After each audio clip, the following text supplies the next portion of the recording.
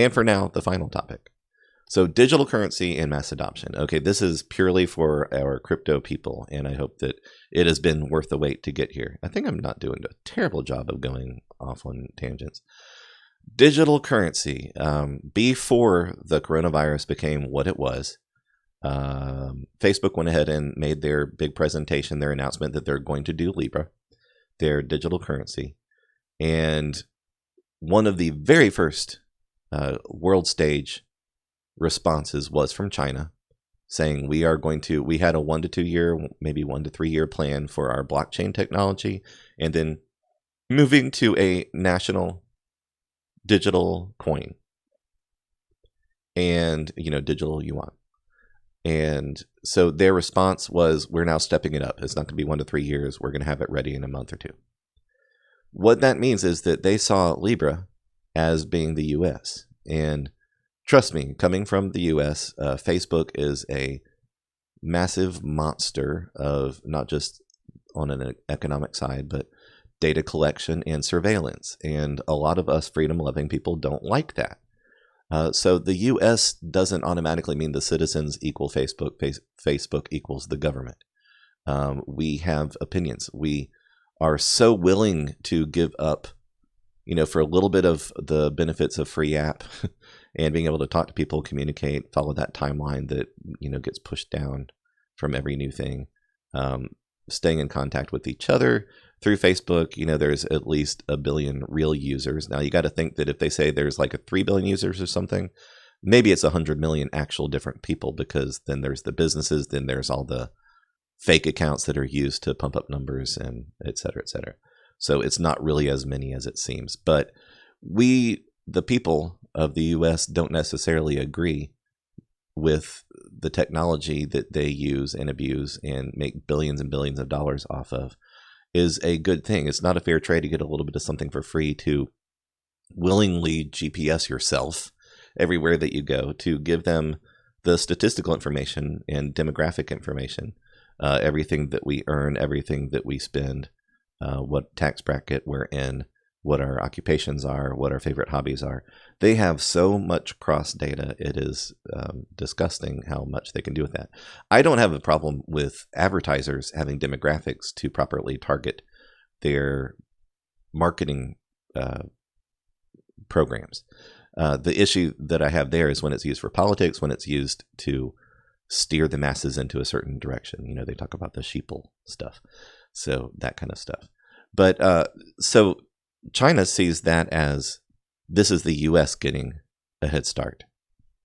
And the point I'm making is that we, the people, the citizens, don't necessarily see it that way. But a lot of people do think, Libra, mass adoption, good thing. And then there is a huge pushback. The independent organization that's made up of a wide range of board of directors and investors is outside of Facebook, but is very thoughtfully, carefully calculated for who they are and what they do. Then on the other side, the actual impact of national currencies, not from a corporation that's in a country, but coming from the government level, digital dollar, digital euro, digital yuan, all these different things. It is going to be a new global battle and a rush to a start. And we think that digital currency means good thing, and digital currency means mass adoption. And mass adoption for Bitcoin and Ethereum and all of our favorite coins has to be a good thing. And anything that gets it into the hands of the average person is a good thing. I am here to give you a very strong warning. Please think this through a little bit further than that. Because the idea from the beginning with Bitcoin, whether we know exactly who the founders are, Satoshi Nakamoto's, the idea was just make better money.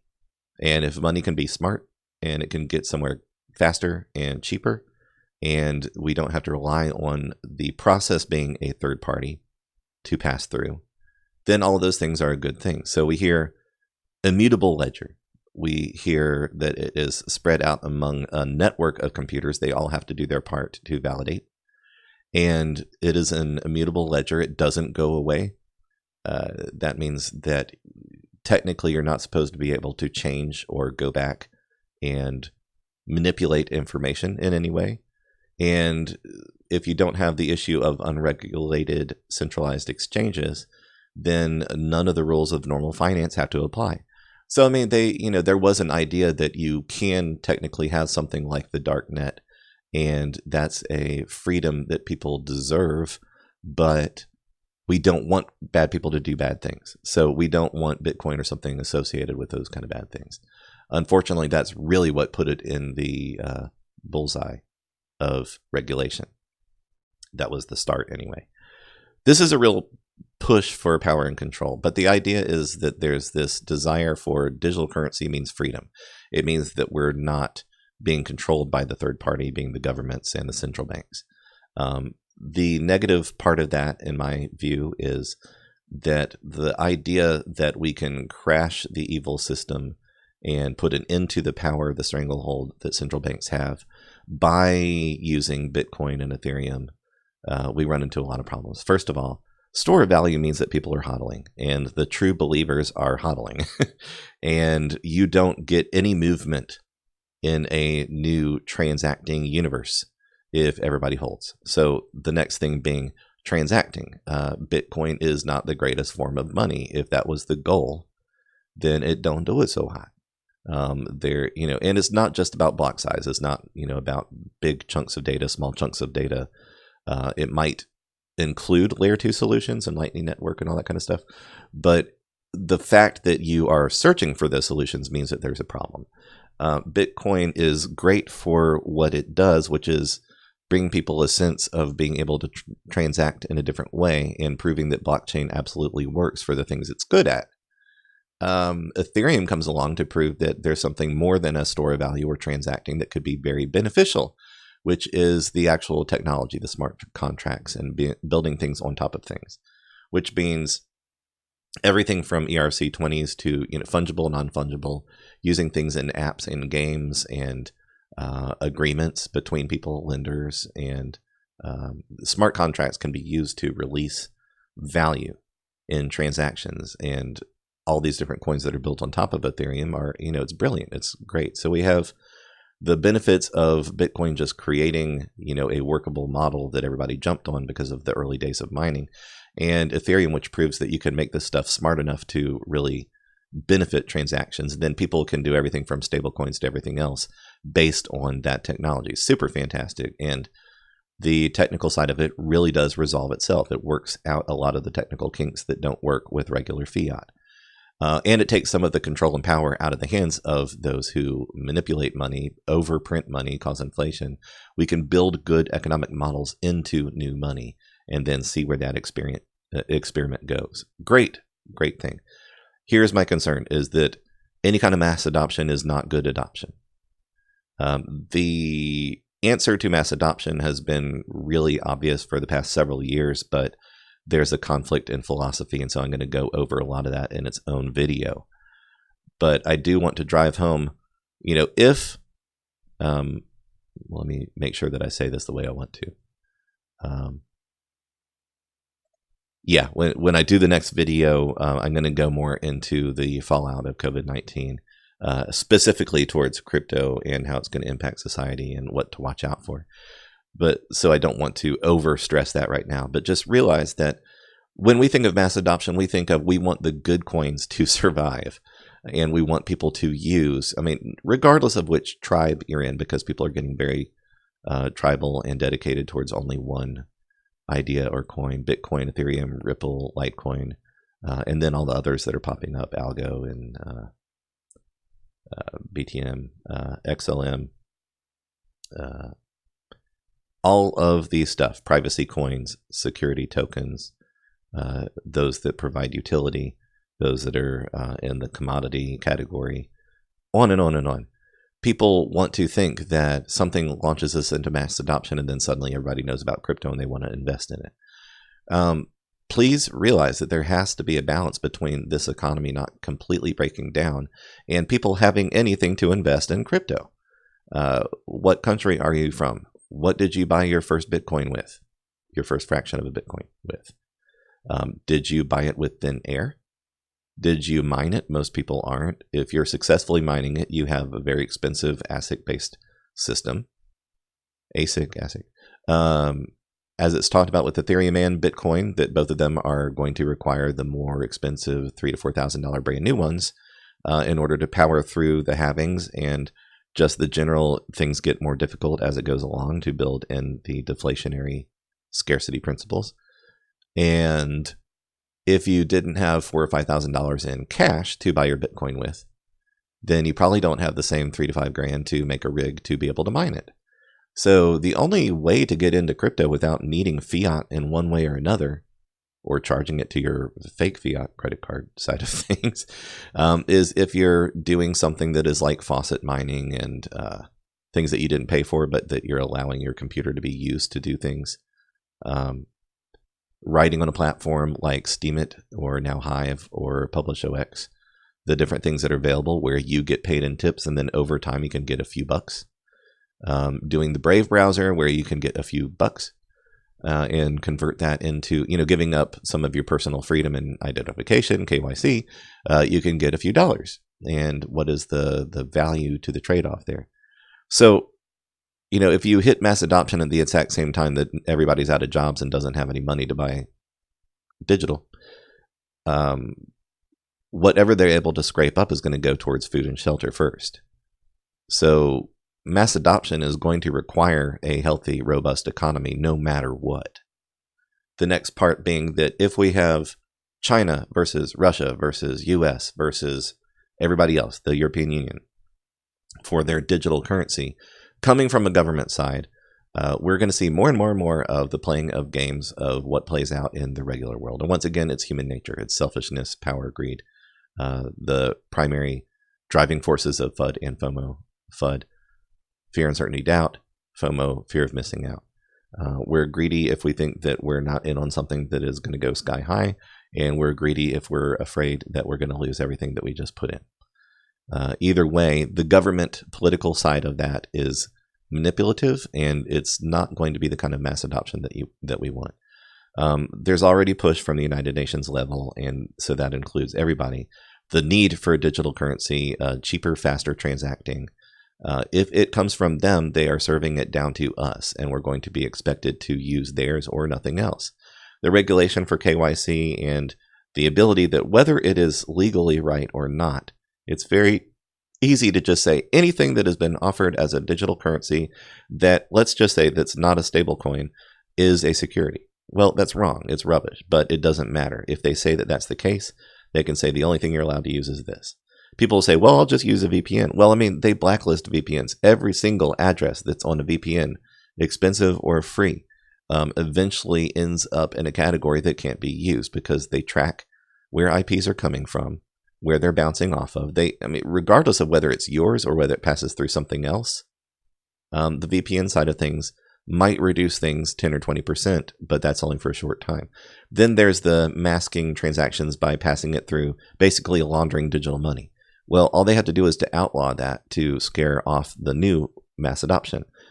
Idealists might try to use that anyway, but there's measures for everything that is a solution to keep the wheels turning on Bitcoin and Ethereum and all the big coins, all the ERC-20s as well. Everything that seems like it's going to benefit those things, there's a very simple way to just cut one end or the other, the transacting end or the collecting end. And I promise you, if something were passed that made it illegal to use the Brave browser, they're not just going to say, forget it, just keep using it. In the same way that it right now is only connected to Uphold because you do KYC, and that makes it legal for now. So the fight for power and control, we want mass adoption that comes from free people being able to use things freely as they wish, whether it's centralized or decentralized, whether it's direct through wallets, et cetera, et cetera, et cetera. The rules can be placed on any of those ends, on the wallet technology, on the browser, Brave browser technology, on sites like Steemit and Hive, what's allowed on the internet versus what's allowed in a country. All these things will affect mass adoption. So the really sad and simple side of that is mass adoption comes from volume, period. End of story. A company cannot prevent dying on the market without use. And in the same way that, volume could come from everybody selling when they're scared and everybody buying when they see an opportunity. The normal balance of things is that the more people that are aware of a coin, the more people are going to transact with it. And transaction eventually leads to FOMO, which makes it go up, and FUD, which eventually makes it go down, whether those things are real and tangible or not. So really and truly, mass adoption comes from volume. Volume comes from liquidity. Liquidity comes from trading on a legitimate exchange. We all would probably prefer to be able to use our own wallets, which means that we own our private keys, going directly transacting through a platform that is on a blockchain, not owned by the third party's use of information back and forth, that also possibly, potentially, somehow has some level of support, which means the support could actually be on the wallet side. It could be somewhere in a third-party transacting side. But regardless, the reason that DEX hasn't outgrown Binance and the other monsters of the industry is because the volume stinks.